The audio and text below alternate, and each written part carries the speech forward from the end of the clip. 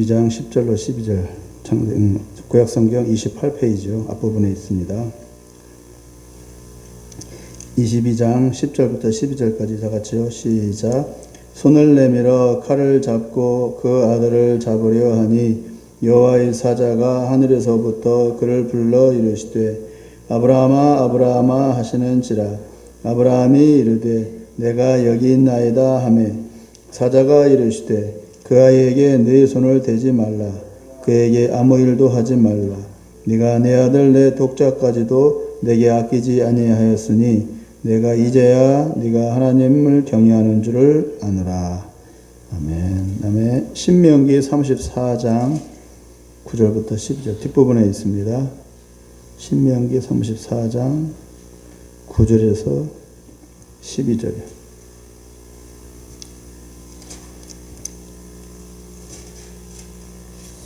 신명기 맨 뒷부분입니다.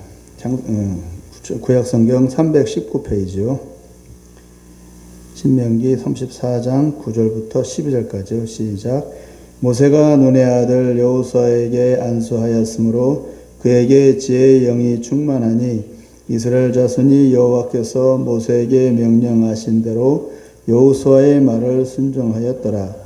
그 후에는 이스라엘에 모세와 같은 선지자가 일어나지 못하였나니 모세는 여호와께서 대면하여 아시던 자요 여호와께서 그를 애굽 땅에 보내사 바로와 그의 모든 신하와 그의 온 땅의 모든 기적과 이사와 모든 큰 능력과 위엄을 행하게 하시매 온 이스라엘이 목전에서 그것을 행한 자이더라.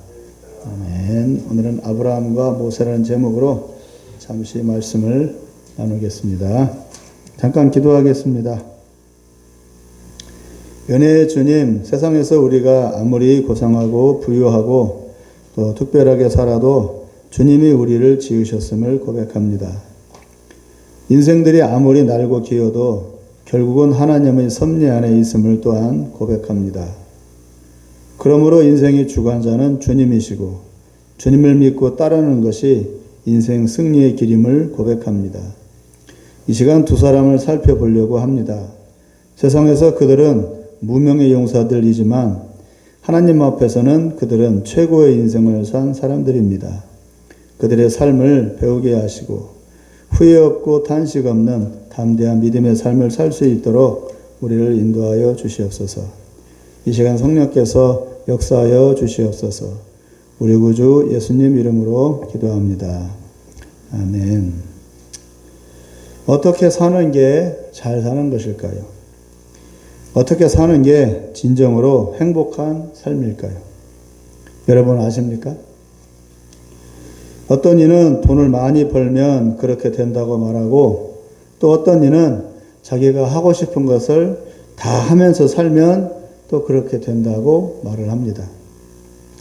사실 그렇게 산 사람들은 많이 있습니다. 돈 많은 이병철 회장과 미국의 애플 회사의 스티븐 잡스는 돈이 많아서 원 없이 쓰면서 살았지만 모두 불행한 최후를 당했습니다. 가수 조영남 씨는 서울대 음대를 나온 우수한 두뇌 실력파이면서 그 실력으로 음악계에서 자신만의 입지를 다지고 그림도 그리고 무엇에 매이지 않고 자유롭게 자기 하고 싶은 대로 떵떵거리며 살았지만 미안하게도 그가 잘 살았다고 말하는 이는 없습니다. 그럼 어떻게 사는 게 잘 사는 겁니까? 이 세상에서 잘 산다는 것은 그러면 꿈에 불과합니까? 오늘은 제목에 나와 있듯이 아브라함과 모세의 일생을 잠시 살펴보면서 잘 사는 게 무엇인지 그리고 우리 인생에서 진정으로 중요하고 또 가치 있는 게 뭔지를 잠시 생각해 보려고 합니다. 하나님이 아브라함을 부를 때에는 75세 노인이었고 자식 하나 없이 고향 땅을 떠나 낯설고 물서른 곳으로 정처 없이 가야만 했습니다. 어디를 가는지도 모르고 뭐 때문에 가야 하는지도 모른 채 다만 가라고 하시는 하나님의 말씀에 따라서 그냥 나아갔습니다. 하나님이 아브라함을 불러내신 이유가 뭘까요? 자식을 하나 주시고 그 자식을 통해 큰 민족을 이루게 해 주시겠다고 아브라함에게 약속은 하셨지만 정작 하나님의 목적은 자식이 아니에요. 다른 데 있었습니다. 자손을 퍼뜨려 큰 민족이 되는 게 무슨 대단한 일이겠습니까? 이미 다른 여러 민족들도 많이 있었고 또 그들은 자기들 힘을 과시하면서 세력을 자랑하고 있었기 때문에 이제 와서 아브라함이 자손을 퍼뜨려 큰 민족을 이룬다 한들 다른 여러 민족들 틈바구니에서 얼마나 커질 수 있겠습니까? 큰 축복이라고 볼 수는 없는 거죠. 아브라함에게 자식 하나 통해서 큰 민족을 이루게 해주겠다. 그럼 많은 분들이 이렇게 말을 합니다. 하나님께서 아브라함에게 자식 하나 주셔서 큰 민족을 이루겠다고 했으니 얼마나 큰 축복이냐. 그럼 보면은 왜 아브라함 말고도 민족들이 많이 있었거든. 근데 그 중에 하나 틈바구니 끼어서 그냥 민족을 이루게 해주겠대. 그러니까 이게 과연 큰 민족이 될까? 볼 수 없을 것 같아요. 다른 뭐가 있는 것 같아. 다른 뭐가. 과연 아브라함이 민족을 이룬다 한들 그 이스라엘 민족이 살아남을 수 있겠습니까? 여러 다른 민족들 틈바구니에서.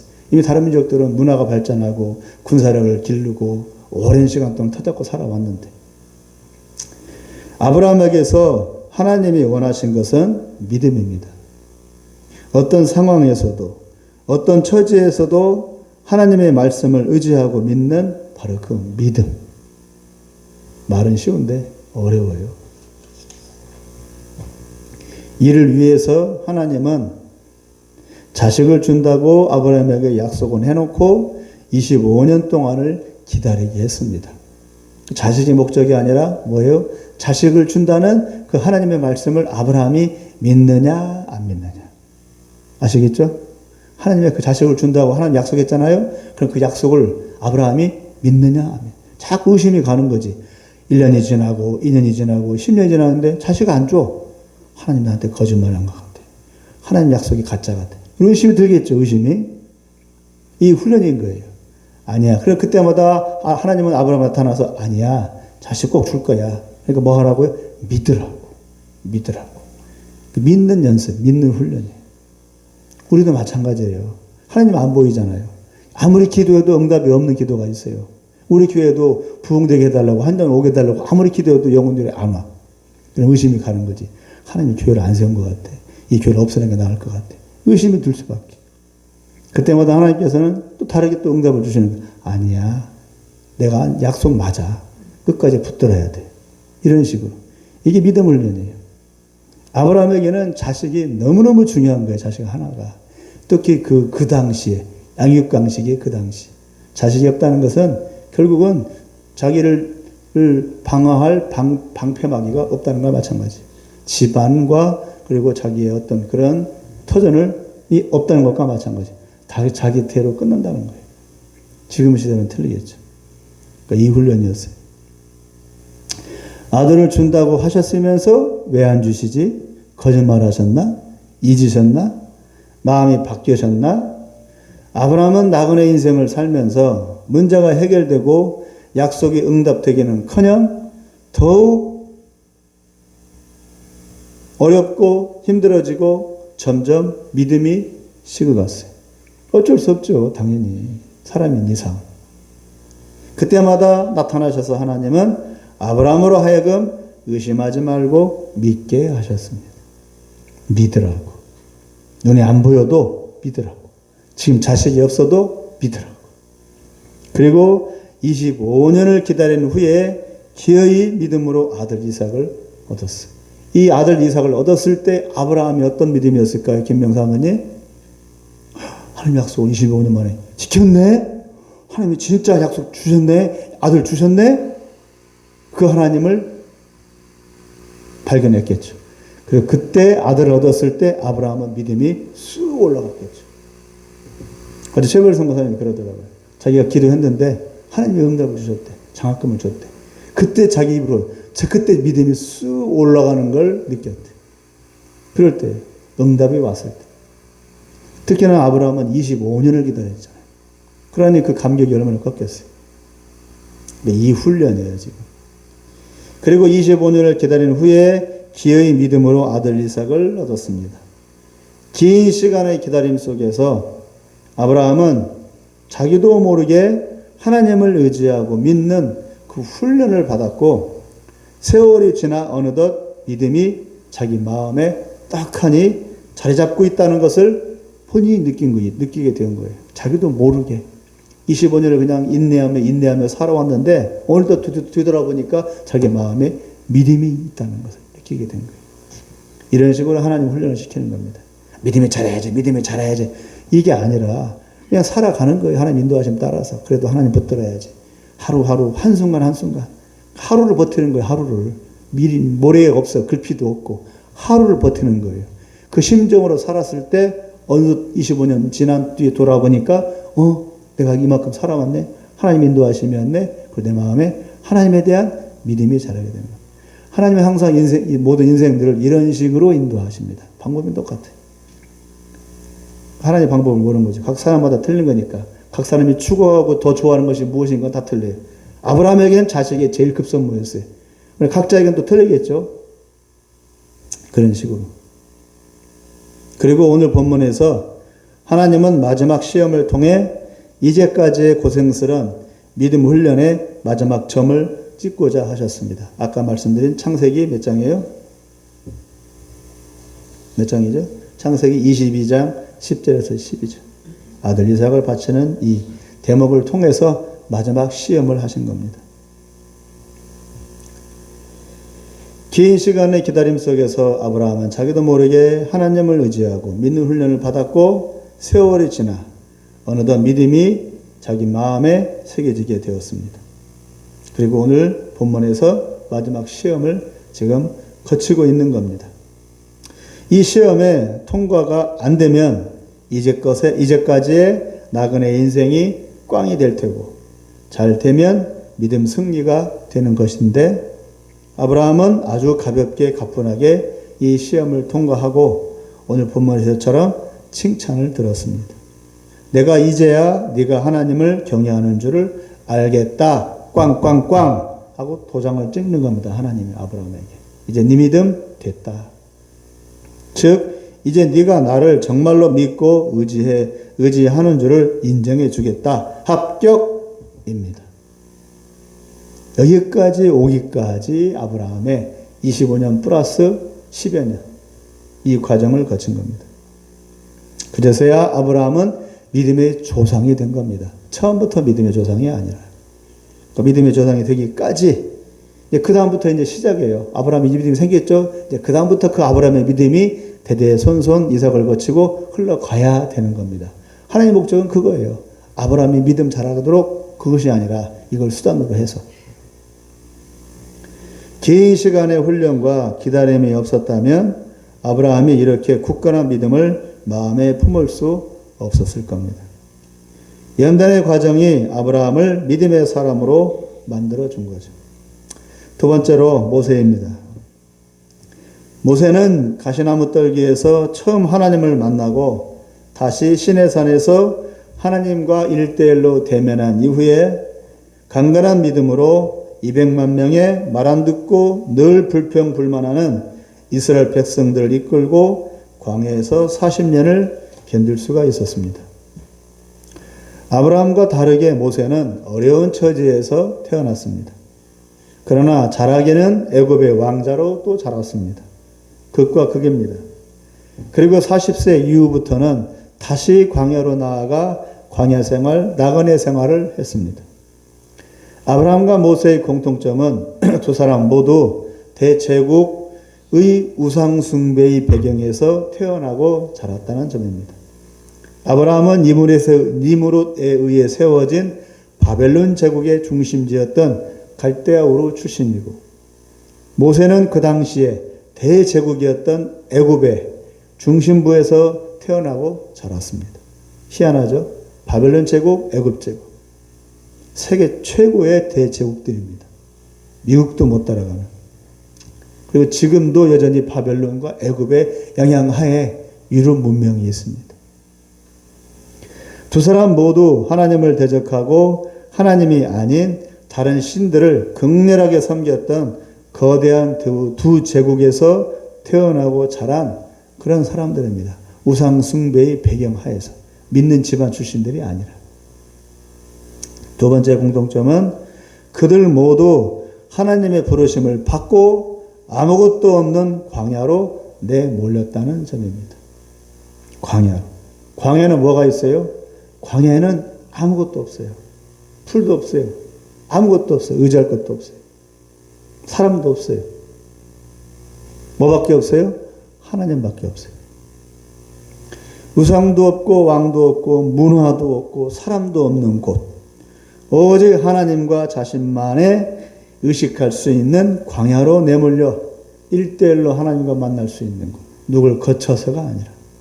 광야 교회도 없어요.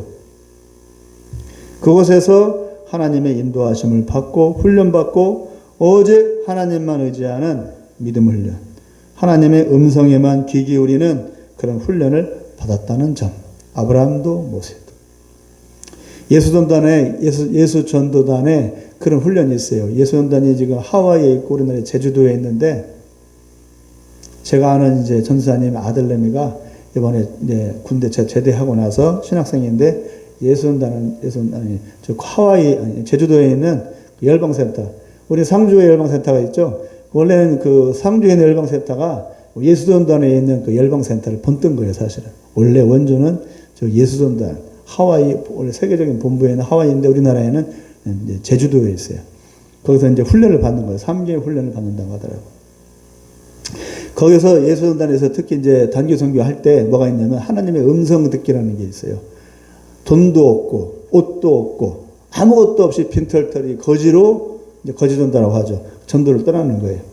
국내에서건 국외에서건. 그래서 하나님의 음성을 듣는 거예요. 그러면서 어디로 가라 하는 음성을 듣고 저 사람 집에 들어가라 누구를 만나라 그 음성을 듣는 훈련이에요. 그래서 그 음성 듣는 훈련을 통해서 많은 사람들이 변화가 돼요. 하나님을 체험하고. 마찬가지로 여기서 아브라함도 그렇고 모세도 그렇고 이 광야에서 하나님의 음성 듣는 훈련을 지금 받고 있는 겁니다. 여러분들 하나님의 음성을 들어본 적이 있습니까? 하나님의 음성. 말씀 말고 실제 하나님의 음성을 들어본 적이 있냐고. 매 순간. 이런 훈련을 지금 아브라함과 모세는 이 훈련을 받고 있는 겁니다. 그래야 아니까 하나님의 뜻이 뭔지를. 하나님과 일대적인 만남이죠. 인터컵에서도 여름과 겨울에 단기 선교를 갑니다. F5와 MIT의 두 부류로 분류되어서 열방으로 나아갑니다. 솔직히 충분히 시간을 두고 철저하게 준비해서 나아가는 게 아니고 짧은 시간에 속성으로 교육받고 훈련받고 나아가기 때문에 제대로 준비했다고 볼 수가 없죠. 그래서 어떤 이들은 선교를 가는데 그렇게 속성으로 준비해서 나가면 어떻게 할 수 있겠느냐고 염려를 많이 합니다. 특히 교회 목사님들이. 그러나 오히려 이것이 장점이 됩니다.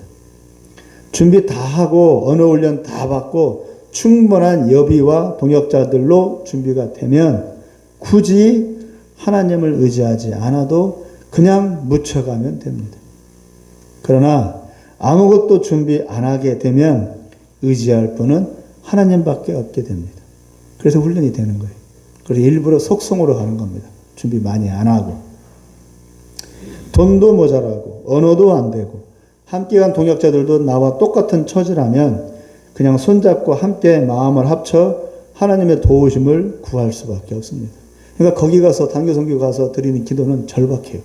왜? 당장 누굴 만나야 할지 어디로 갈지 모르니까. 돈도 모자라. 돈도 많이 안 주거든요. 여기에서는 기도와 거기에서 하는 기도가 틀려요.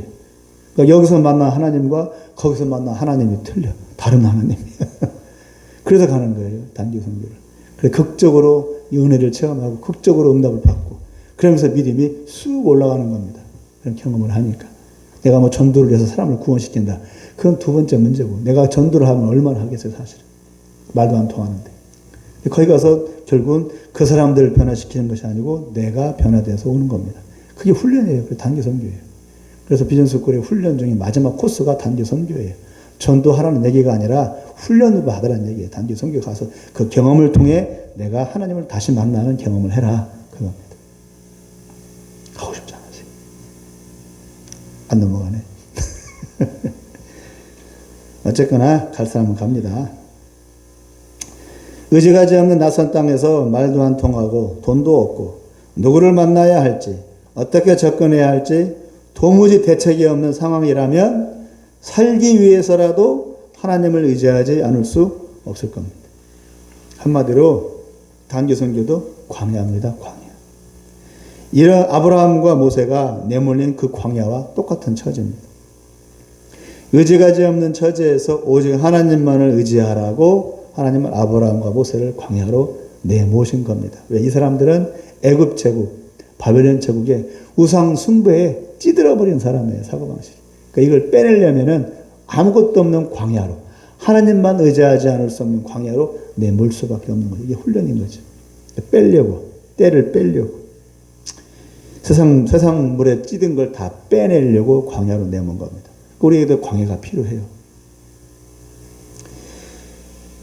그리고 한 걸음 한 걸음 걸으면서 주여 주여 하지 않을 수가 없습니다. 실제로 그렇게 해요. 단기선교 가면은 주여 주여 저절로 나와요. 절박하니까.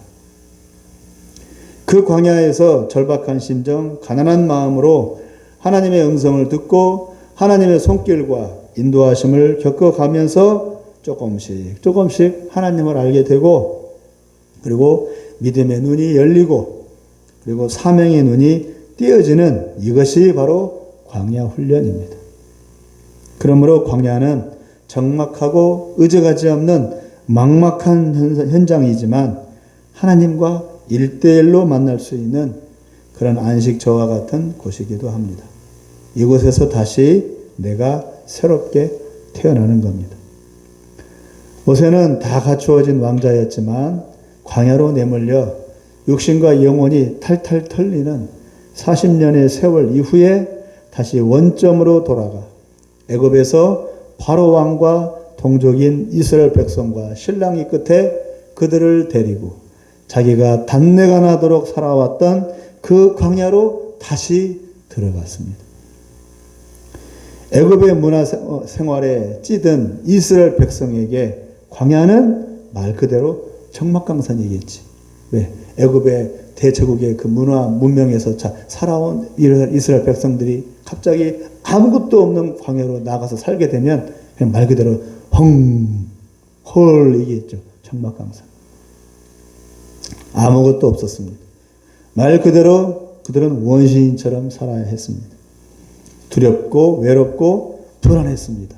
근데 모세는 익숙하지. 광야에서 40년을 살았으니까. 그러나 모세에게는 너무나 익숙한 광야였습니다. 40년간 하늘의 별 보고 살았고 땅만 보고 살았고 양떼만 보고 살았기 때문입니다. 그에게는 안식처 같은 곳입니다. 광야가. 그곳에서 하나님의 부르심을 받았습니다. 새롭게 태어난 특별하고 의미 있는 광야입니다.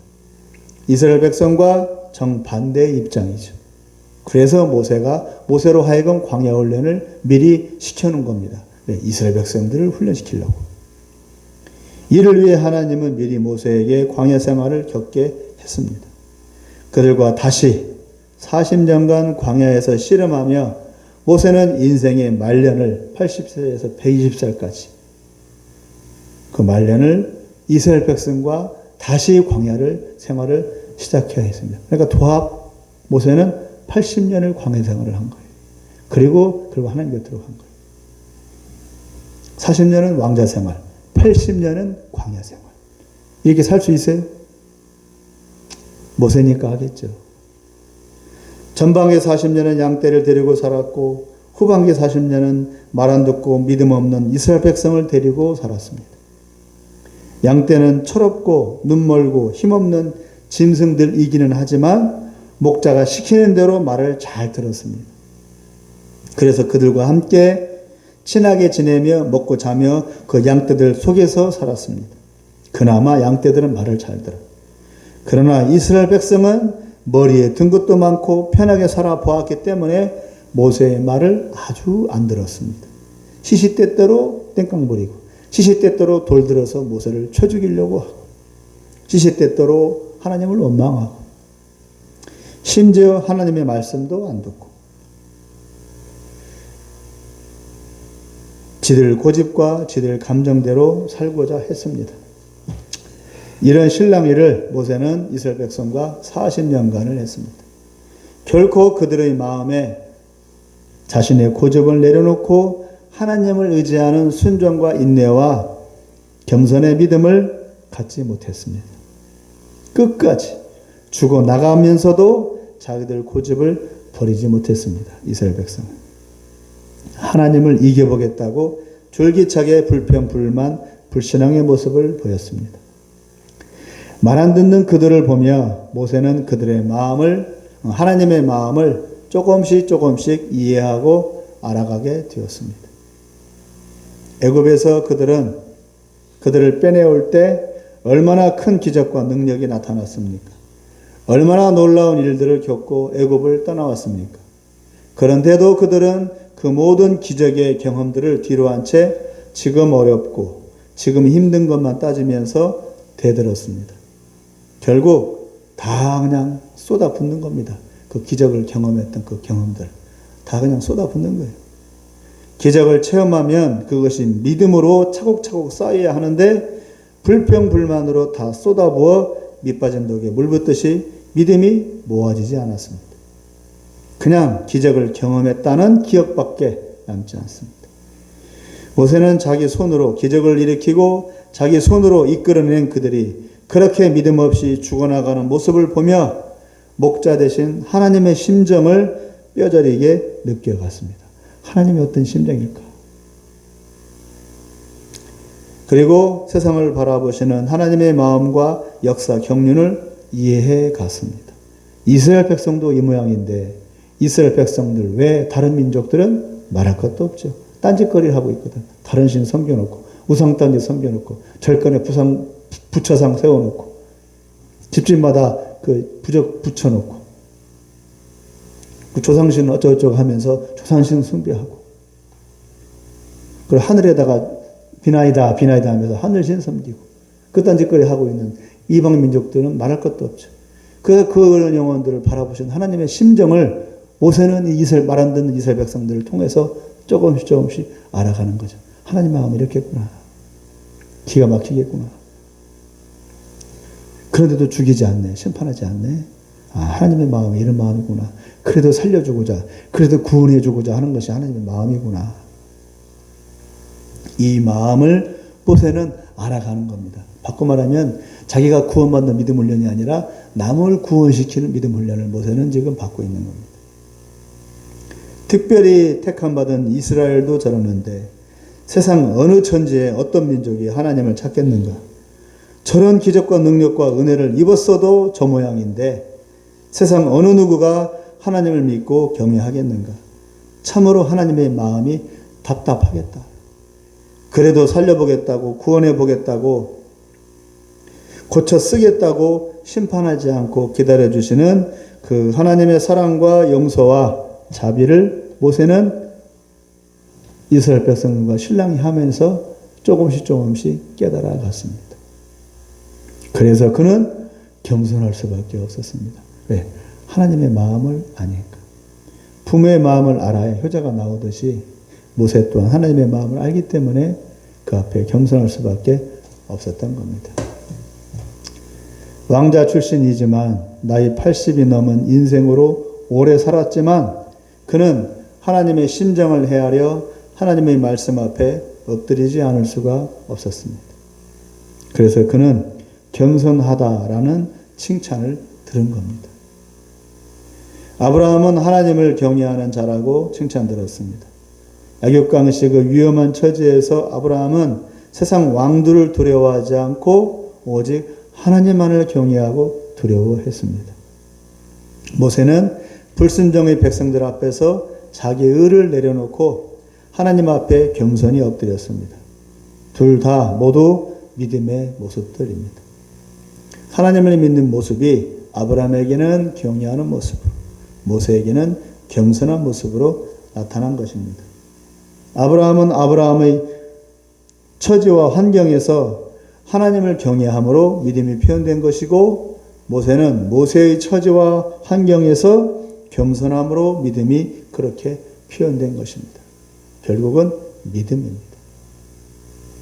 하나님은 그 두 사람을 믿음의 사람들로 세우셨습니다.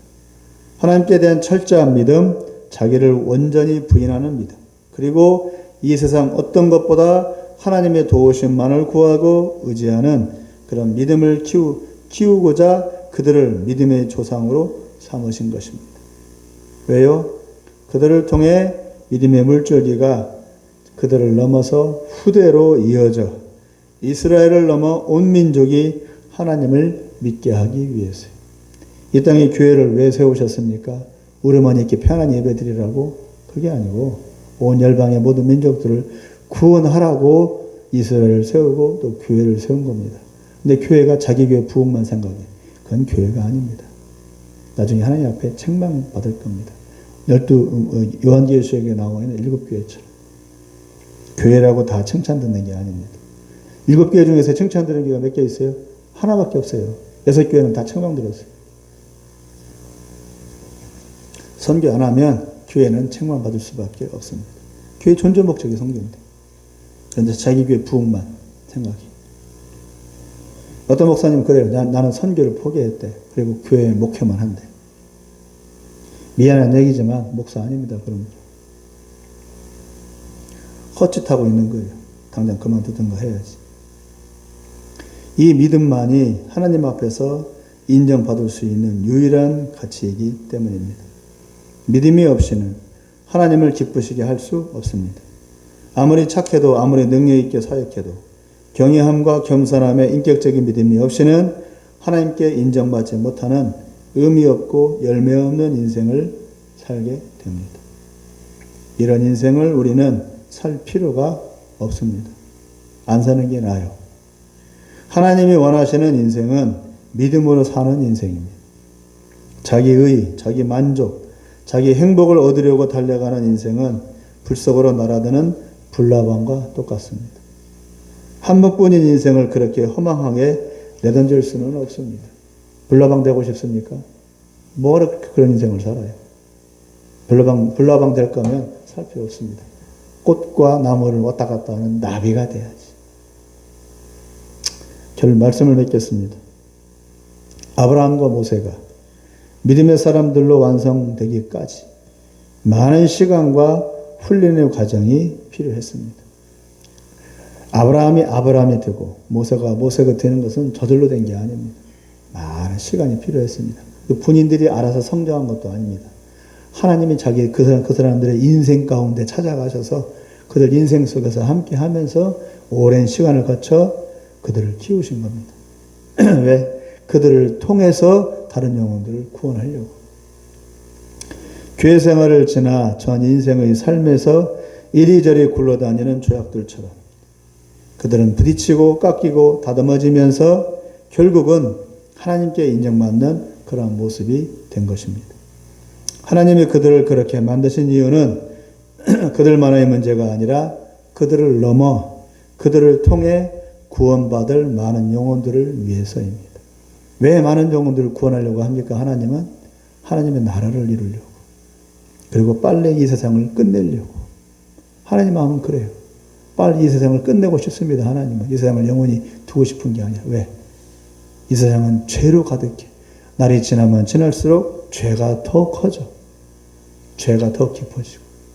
말도 못하는 죄들을 그냥 눈도 안 깜빡거리고 죄를 져요. 지금은. 옛날 같은 어림도 없는 짓들을. 죄가 관영해진다는 말이 나오잖아요. 성경에. 죄가 더 관영해진다. 그런 뜻입니다. 그러니 하나님이 세상을 더 두고 싶겠어요? 빨리 없애고 싶지, 세상을. 새 세상을 만들고 싶지. 저 신천지들 말하는 것처럼. 그게 하나님의 마음입니다. 그래서 나만 구원받는 게 아니고 빨리 다른 영혼들을 구원시키려고 하는 겁니다. 특히 저 열방의 영혼들, 복음 듣지 못하는 영혼들. 목적은 뭐라고요? 하나님의 나라. 우리의 인생 역시 그냥 사라지는 무의미하고 우연한 삶이 아닙니다. 만물을 지으시고 섭리하시는 하나님의 손길과 뚜렷한 목적과 계획 속에서 우리의 인생길이 이루어져 가고 있음을 기억해야 합니다. 내 인생 내 거야. 하나님과 상관없어. 라고 우긴다면 하나님과 상관없는 자기 인생 말고삐가 풀려서 어디로 어떻게 흘러갈지 모르는 그런 불안한 인생길이 됩니다. 그러나 아브라함과 모세처럼 하나님의 약속을 붙잡고 믿음으로 반응하며 담대하고 거침없이 전진한다면 열매 있고 의미 있는 삶이 될 것입니다. 지금도 수많은 이들이 주어진 인생의 시간들을 허비하고 있습니다. 교회를 다닌다고 하면서도 많은 사람들이 생각은 딴 데 가 있어요. 마음이 콩밭에 가 있어요. 하나님께 있는 게 아니라 하나님의 약속과 하나님의 뜻, 자기를 향한 하나님의 뜻에 관심이 없어요. 내 먹고 싶은 거, 내 하고 싶은 거, 내 원하는 거에만 관심이 있어요. 하나님과 아무 상관이 없어요. 교회를 다니면서도. 태반이 넘어요. 그렇게 인생들을 허비하고 있습니다. 그리고 아무리 얘기를 해줘도 듣지를 않습니다. 그 끝이 어떨지를 알면서도 그들은 습관처럼 그냥 무작정 그대로 돌진합니다. 가련하고 불쌍한 인생들을 돌아보며 우리가 믿음으로 사는 모습을 세상에 보일 때 그들의 마음이 바뀔 수 있습니다. 아브라함과 모세를 통해 태어나고 양육받은 이스라엘의 존재의 의미가 온 민족을 뒤흔들어 깨우는 것이었듯이 우리 교회의 구성원들인 우리 역시 주변의 많은 이들과 온 민족을 흔들어 깨우는 그런 삶을 살라고 우리를 부르신 줄로 믿습니다. 나만 잘 먹고 잘 살라고 그렇게 부르신 것이 아니라 그럼 우리가 예수 믿는 것에는 반드시 책임이 있는 겁니다. 성령께서 우리를 도우사 믿음의 열매를 맺게 하여 주시기를 기원합니다. 기도하겠습니다. 자비로우신 하나님 아버지, 우리를 구원해 주셔서 감사합니다. 그러나 우리의 구원으로 만족할 것이 아니라 우리를 통해서 우리 후대가 구원받고 우리 주변이 구원받고 우리 가족이 구원받고 더 나아가 바다 건너 산 넘어 저 무수한 복음을 듣지 못한 영혼들이 구원 못될 줄로 믿습니다. 왜 그렇습니까? 하나님은 하나님의 나라를 이루고자 하시는 열망이 있기 때문입니다. 대한민국이 아니라 미국이 아니라 하나님의 나라를 이루고자 합니다. 하나님의 나라가 뭡니까? 하나님이 왕이 되어서 다스리시는, 하나님을 부인할 수 없는 하나님의 영광으로 가득한 그 나라가 바로 하나님의 나라입니다. 해됨도 없고 상함도 없는 영원한 평강의 나라. 그 나라를 우리에게 주고자 하십니다. 이를 위해 우리가 애쓰고 노력하고 이 땅의 현실에 만족하지 아니하고 영혼을 바라보고 끝을 바라보고 달려가게 하여 주옵소서. 예수님의 이름